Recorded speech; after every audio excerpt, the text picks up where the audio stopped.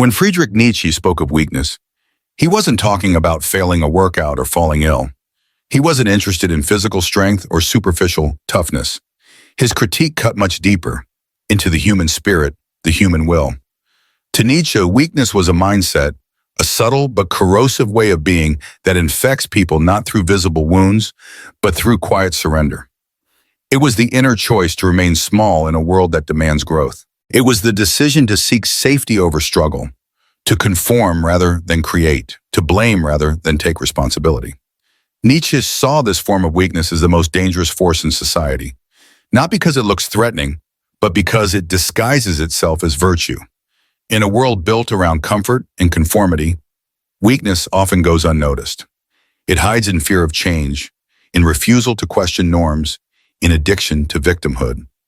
It whispers, "Stay where you are, don't risk it. Let others lead." And in listening to that voice, we lose something sacred, our ability to rise. This was why Nietzsche's philosophy feels so radical. He didn't see weakness as something to be pitied. He saw it as a form of self-betrayal. For him, weakness wasn't about having limits. It was about refusing to challenge them. It wasn't about being vulnerable. It was about clinging to that vulnerability like a shield against effort. Weakness, in Nietzsche's world, was choosing stagnation over transformation. To be clear, Nietzsche didn't mock struggle. In fact, he revered it. He knew life was difficult, but he believed that greatness was born in the fire of difficulty. Struggle was not something to run from. It was the very arena where strength is revealed. The true tragedy to him wasn't falling. It was never rising in the first place because we were too afraid to try. So when Nietzsche speaks of despising weakness, he's issuing a challenge, not a condemnation. He's asking each of us, in what ways have you given up your power? Where have you settled for less, not because you must, but because it's easier? His words are an alarm clock for the soul, demanding that we wake up to the ways we betray ourselves in the name of comfort. And if we're honest, we all hear that whisper at times. The only question is, will we keep listening to it? One of Friedrich Nietzsche's most provocative ideas lies in his concept of slave morality, a powerful critique of the moral systems we've come to accept as virtuous. At first glance, values like humility, kindness, and self-sacrifice seem noble, even admirable. But Nietzsche urged us to look deeper. Where did these values come from, and who benefits from their widespread acceptance? Nietzsche argued that slave morality was not born from strength or wisdom, but from resentment, resentment, the deep, bitter frustration of those who felt powerless. When people could not overcome their oppressors physically or intellectually, they redefined the game. They reversed the moral compass. Instead of praising strength, ambition, and independence, they elevated passivity, meekness, and suffering. Strength became beneficent, weakness became good. In doing so, they created a moral framework that protected their own position. Not out of love for virtue, but out of survival. This moral reversal, Nietzsche warned, was dangerous, not just to individuals, but to civilization itself. It encouraged people to hide from their potential rather than rise to meet it. It labeled striving as arrogance and power as cruelty. It shamed greatness and glorified helplessness. In today's world, this dynamic is still alive. We see it when ambition is dismissed as selfish, when assertiveness is mistaken for aggression, or when victimhood becomes a badge of moral superiority. Nietzsche's challenge is not to abandon compassion, but to ask, are we using morality to evolve or to excuse ourselves from evolving? True morality, he believed, arises not from fear or resentment, but from strength that chooses kindness, not weakness that demands it. Slave morality, then, is not just a historical idea. It's a mirror, and Nietzsche dares us to look into it honestly. At the heart of Friedrich Nietzsche's philosophy lies one of his most electrifying and misunderstood ideas, the will to power. Often mistaken as a hunger to dominate others, Nietzsche's concept was never about external conquest. It was about internal transformation. The will to power is the fundamental drive within each human being to rise above, to create, to shape life rather than be shaped by it. It is the spiritual engine that urges us to become more than we are, to take the raw chaos of existence and forge it into meaning, direction, and strength. Nietzsche saw life as inherently uncertain, unpredictable, and often indifferent to human desire. But instead of despairing in the face of this chaos, he invited us to embrace it. The will to power is what allows us not only to survive the storm, but to dance in it. It's the force that pushes us to turn suffering into wisdom, loss into courage, and limitation into innovation. It is what drives the artist to create, the leader to rise, and the individual to overcome personal doubt and fear. To Nietzsche, those who live without engaging their will to power live only a fraction of life. They follow paths already paved, mimic values given to them, and shrink in the face of struggle. But those who awaken this inner force do not wait for permission to live boldly. They claim their existence with intentionality, creativity, and responsibility. In a society where comfort is glorified and conformity rewarded, the will to power is a radical act. It calls us to resist complacency, to challenge the limits placed upon us, by others, by culture, and most of all, by ourselves. It reminds us that strength isn't the absence of struggle, but the decision to engage with it fully. Each time we choose growth over safety, truth over approval, and action over passivity, we answer Nietzsche's call. The will to power is not for the faint of heart, but for those willing to claim it, it becomes the path to becoming who you truly are, not by following, but by creating. In a world that constantly tells us who to be, Friedrich Nietzsche imagined a person who breaks the mold entirely, the Übermensch or Overman. This isn't a superhero or a ruler over others. It's something far more powerful, the individual who transcends inherited values and creates meaning on their own terms. The Übermensch is Nietzsche's answer to a culture bound by fear, tradition, and conformity. It is a call to become more than what society, religion, or even your upbringing has told you to be. The Overman doesn't reject morality out of rebellion, but out of clarity. He understands that many of the values we call good were built not from strength, but from weakness, from the resentment of those who couldn't rise. So instead of inheriting values blindly, the Übermensch forges their own path, asking, what do I believe? What do I value? And am I living in alignment with those truths? But this path is not easy. It requires solitude, courage, and a willingness to walk alone. The world often punishes authenticity. It labels creators as arrogant, leaders as dangerous, and truth-tellers as radicals. But Nietzsche believed that only by embracing this path can we live fully. Not in reaction to life, but as active creators of it. To become the Übermensch is not to become perfect. It's to become real. It's to accept the chaos of life, confront the abyss of meaninglessness, and say, I will build something beautiful from this. In a society that rewards imitation, the Übermensch dares to be original. So the question is not whether the Übermensch exists out there. The question is, can that seed live inside you? And if so, will you have the courage to let it grow? For Friedrich Nietzsche, one of the greatest threats to human potential was not violence or poverty. It was herd mentality. The quiet, unchallenged force that persuades us to think like everyone else, live like everyone else, and in doing so, abandon who we truly are. In Nietzsche's eyes, most people do not live. They merely exist within boundaries drawn by others. They fear standing out, fear being judged, and above all, fear responsibility. And so, they conform. They follow the herd. Nietzsche warned that this tendency to blend in, to seek validation from the crowd, was not harmless. It was spiritually suffocating. The herd praises safety over risk, obedience over originality, and mediocrity over excellence. In return, it punishes those who dare to be different, those who speak too loudly, dream too boldly, or question too deeply. And slowly, one choice at a time, we trade our individuality for approval. We silence our own voice so we can be accepted by people who may not even know who we are. But Nietzsche's message wasn't just a critique, it was a challenge. He believed that to be truly alive, we must have the courage to stand alone, even when it's uncomfortable.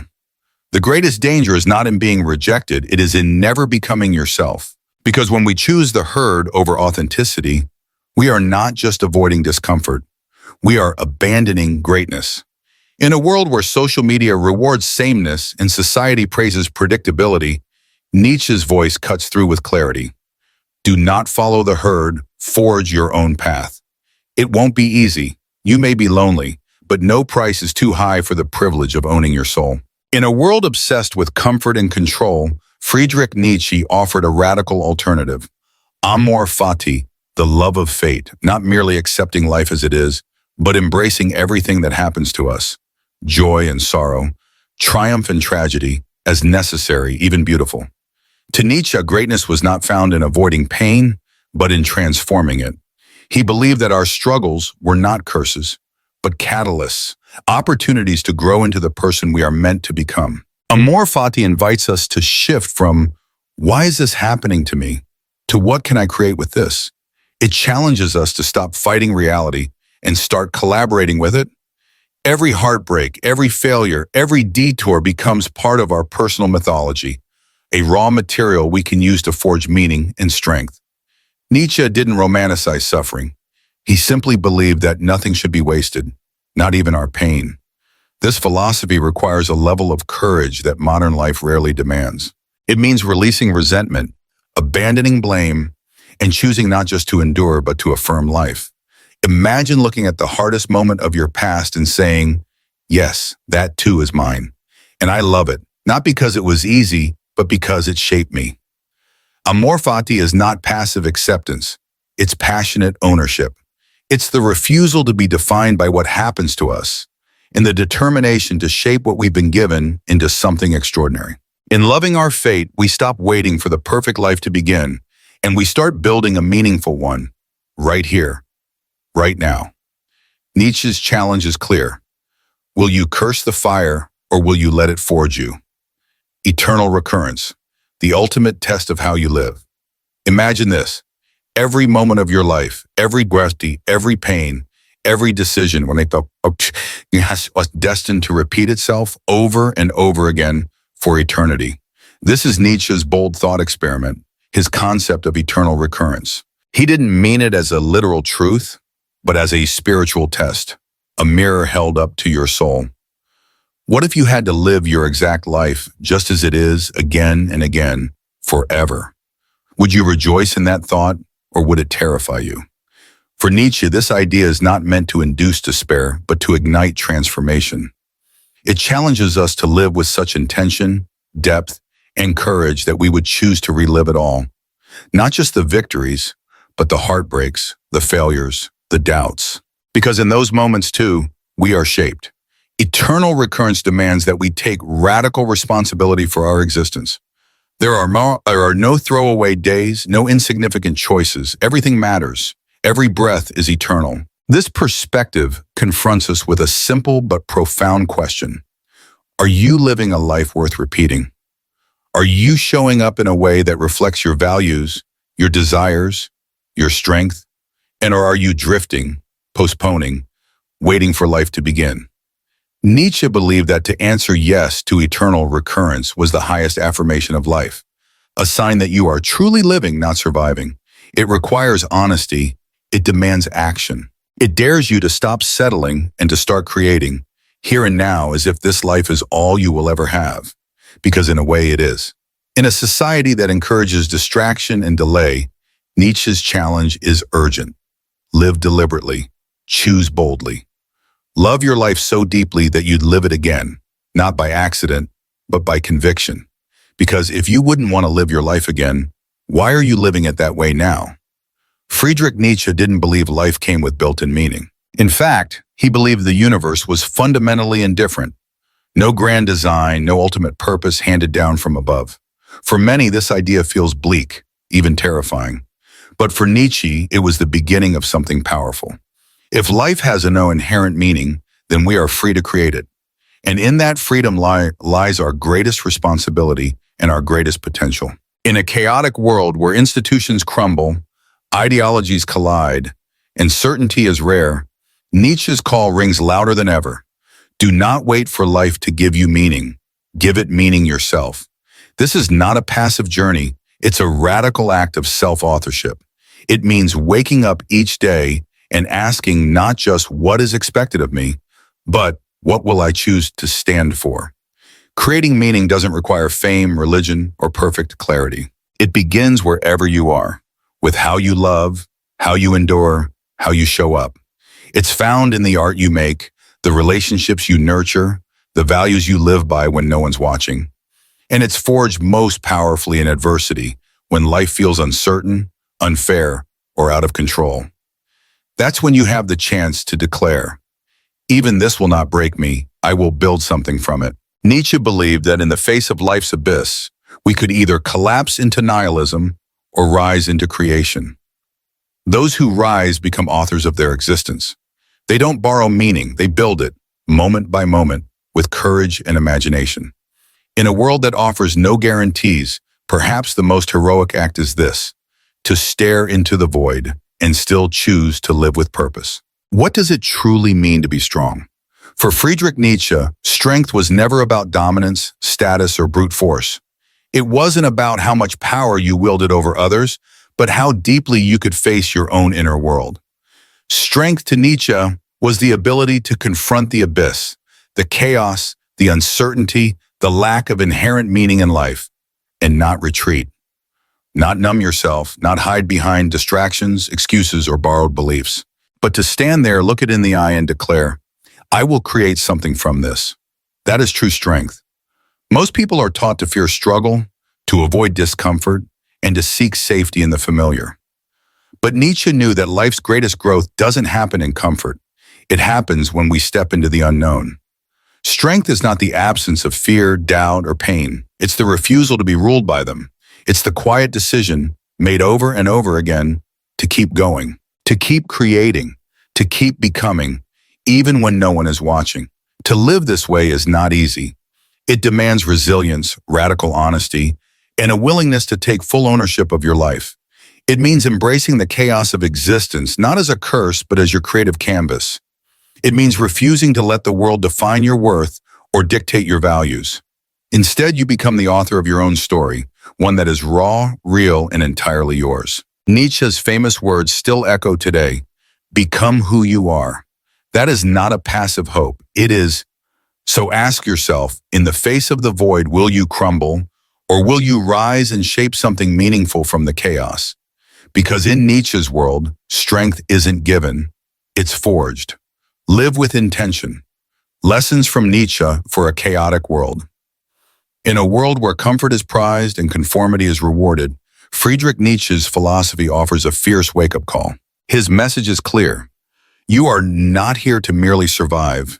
You are here to become. And becoming demands courage. Nietzsche challenges us to reject the passive life dictated by others, what he called the herd mentality, and instead forge our own path. That means questioning inherited values, letting go of victimhood, and embracing personal responsibility. It means asking hard questions. Am I living for approval or authenticity? Am I running from discomfort or growing through it? Most of all, it means understanding that true strength isn't about control, it's about creation. He reminds us that weakness isn't just about fragility, it's about refusing to face life head-on. It's the choice to shrink from responsibility, to avoid risk, to bury potential under excuses. But strength is choosing to rise even when it hurts. It's loving your fate, amor fati, embracing every part of your story, and building meaning even from pain. It's saying, I own this life and I will shape it. Nietzsche's concept of eternal recurrence offers a final, sobering test. If you had to live this exact life over and over, would you be proud? If not, change it. Don't wait. Don't drift. Live with such purpose that you would gladly repeat every moment, knowing it was yours, fully lived. So what's the takeaway? You don't need to control everything. You don't need to have all the answers, but you do need to show up every day with intention, with fire, with the will to become who you truly are. Because in the end, Nietzsche didn't preach despair. He preached possibility, that within chaos lies the power to create, and within you lies the strength to rise.